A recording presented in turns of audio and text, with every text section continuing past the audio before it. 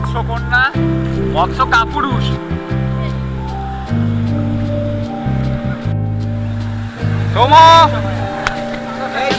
I am here. এখানে ক্যামেরাটা দাও। দেখো বন্ধুরা, আজকে হঠাৎ প্ল্যান হলো, চলে এলাম সব বন্ধুরা মিলে। এরা আগে থেকে এখানে ছিল, আমাদের ইচ্ছা হলো চলে এলাম।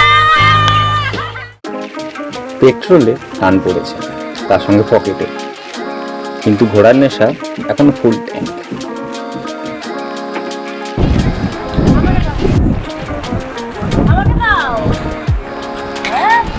বলো, কিছু বলবে? এখানে আজকে আমি ভারত পেয়েছি।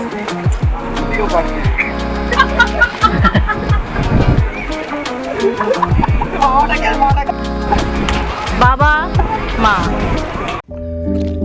দীঘায় আজকে আমাদের দ্বিতীয় দিন। সূর্য উঠছে, ঢেউ তীরে আছড়ে পড়ছে, আর আমরা বেরিয়ে পড়েছি কিছু নতুন মুহূর্তকে স্মৃতি বানাতে।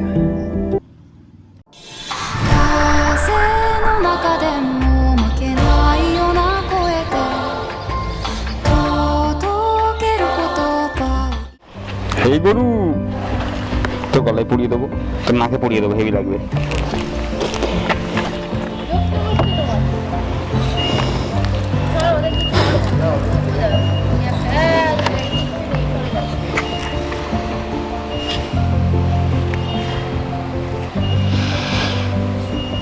ঘর থেকে বেরিয়েই এরা দুর্ঘটনা ঘটিয়ে দিয়েছে,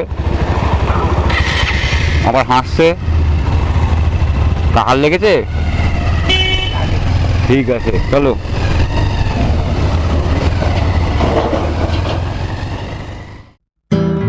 বাড়ি যেতে ইচ্ছা করছে না, তবুও চলে যেতে হবে, কারণ আবার একটা নতুন ট্রিপ শুরু হবে।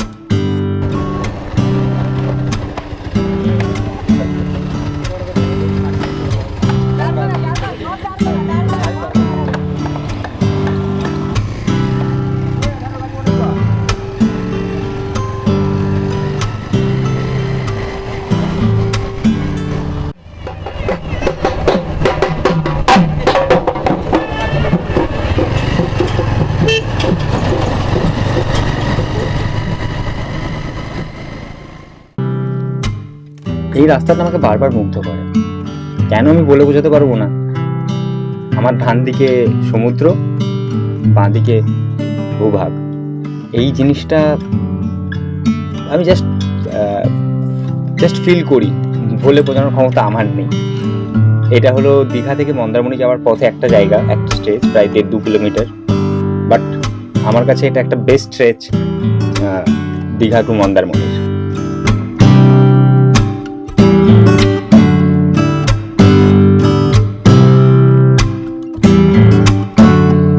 এরপরে আমরা আস্তে আস্তে মন্দারমণি পৌঁছাই। কিছুটা টাইম আমরা মন্দারমণিতে কাটাই, বাট এই গরমের মধ্যে আর ভালো লাগছিল না মন্দারমণির মতো জায়গাটা, এত গরম। তো বেশিক্ষণ টাইম বা ভিডিও করার মতো এনার্জিও আমাদের ছিল না। ডাব টাব খাই, কিছুটা টাইম মন্দারমণিতে কাটাই, এবং তারপর আমরা বেরিয়ে পড়ি বাড়ির উদ্দেশ্যে। মন্দারমণিতে কিছুটা টাইম কাটানোর পর আমরা ওখান থেকে বেরোই, এবং তারপরে একটা পেট্রোল পাম্পে এসে পেট্রোল ভরি, কারণ আমাদের বাইকে দুজনেরই পেট্রোল ছিলই না, আসার সময় যেটুকু ভরা হয়েছিল।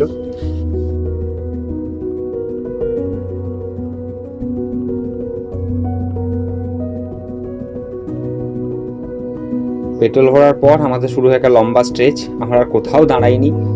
এরপর এসে আমরা কোলাঘাটে এসে কিছু মুহূর্ত আপনার সাথে শেয়ার করলাম, আপনারাও দেখুন।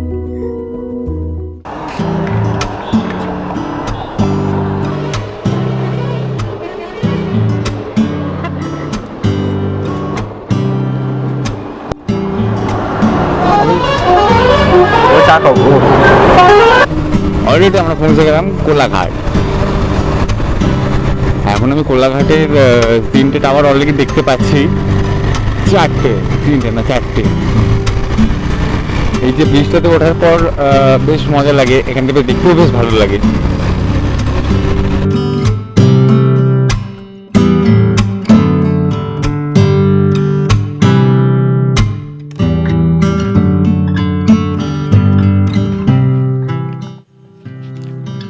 এরপরে আর কি, কোলাঘাট থেকে বেরোতে বেরোতে আমাদের তখন 3:30 4টে থেকে আমরা যখন বেরোলাম তারপর থেকে পুরো লম্বা স্ট্রেচ, আর আমরা কোথাও দাঁড়াইনি। একদম আমরা চেষ্টা করছিলাম যতটা তাড়াতাড়ি সম্ভব কলকাতা পৌঁছাবার, কারণ আমাদের এনার্জি আর একদম কারোরই ছিল না। আর এই যে গরমের মধ্যে শরীর আর টানছিলই না। তো তবে আস্তে আস্তে ঢুকে যাই আমরা কলকাতাকে ঢোকার পরে যে যার বাড়ি যাওয়ার পালা। মনীষা আর আমি আসবো রাজারহাট, সুমন আর কৃষ্ণা থাকবে সিঁথির মোড়ে। ওদেরকে সিঁথির মোড়ে ড্রপ করা, তারপরে বাড়ি আসা। এভাবে আমাদের জার্নিটা প্রায় শেষ না, শেষই। দক্ষিণেশ্বরের ব্রিজটা অন্য রকমেরই অনুভূতি, কারণ যতবারই ক্রস করি সকালে রাত্রে বিভিন্ন সময় বিভিন্ন ধরনের লাগে, কিন্তু এই জায়গাটা যখন শুরু করি তখন একটা অন্য এক্সাইটমেন্ট থাকে, যেটা ক্রস করলেই আমরা ফাঁকা রাস্তায় পড়বো, হাইওয়ে পাবো। যখন বাড়ি ঢুকি 5 দিন 6 দিন 7 দিন বাদে বা আরও বেশি, তখন সেই জিনিসটাও ভালো লাগে যে হ্যাঁ বাড়ি পৌঁছাচ্ছি। বাড়ি পৌঁছার অনুভূতিটাও আলাদা থাকে। যদি ভিডিওটি ভালো লেগে থাকে তাহলে অবশ্যই একটি লাইক, একটি সাবস্ক্রাইব এবং একটা শেয়ার করে দেবেন, যেটা আমাকে হয়তো আরও আগাতে বা আপনাদের সামনে এরকম ভিডিও আনতে বিভিন্ন ধরনের ঘোরার ব্যাপারে আরও সাহায্য করবে। আপনাদের এই সহযোগিতাটা একান্তভাবে কাম্য। এরপরেও অনেক ভিডিও আসতে চলেছে। আমাদের পরবর্তী ট্যুর হতে চলেছে মায়াপুর, নেপাল এবং গ্যাংটক। তো আরও আসবে। আপাতত এই 3টে ট্রিপ আমাদের রেডি, এরপরও আরও আসতে চলেছে। এবার হাই কর। হাই শুভদা। শুভদা কেমন আছেন? তুই কিছু বলবি? না আমি কিছু বলবো না। বলি শোনা। বললাম যে কি তাহলে কি করছে? চিকুটা চিকুটা চিকুটা চিকুটা চিকুটা